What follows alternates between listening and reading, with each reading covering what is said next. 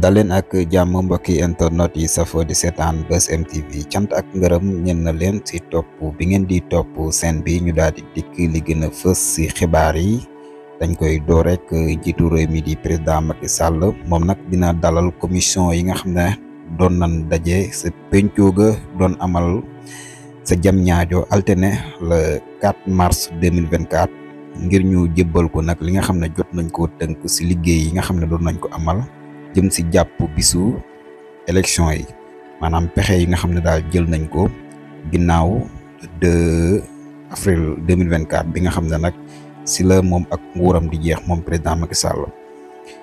bu ci noppee nag moom njiitu réew mi dina bind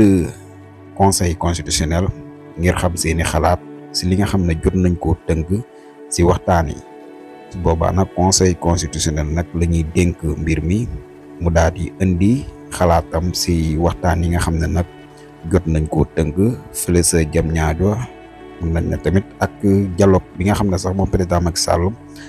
daal di woon na koy woote mu nekk ab jéya bu doy waar bu daal di am fële sa Saint-Louis di Sénégal sa Ndar lu ëpp ñaar fukki doomu aadama lañ wax ne nag ñàkk nañ seen bakkan ndax dañoo jëloon bato mu daal di kon seen yéene moo nekkoon daal di dugg Europe. bu ñu sukkandikoo ci gouverneur bu Saint-Louis nag ci yeneen xibaar am na ñeneen ñoo xam ne ñoo ngi leen di wër ba tey jii nag ñu ragal nag xayma bi gën a yokku yeneen information yu ñu jot sax mu daal di jugee ci RFM wax nañ ne 24 morts jot na ci am ci 327 ñoo xam ne daal ay immigré lañu woon clandestin yoo xam ne Saint-Louis leen jugee woon daal. mu nekk mbir mu doy waar bëggoon a dugg Europe ñu ñaan suñu borom subhanahu wa taala yërëm leen te xaare leen àjjana yi firdawsi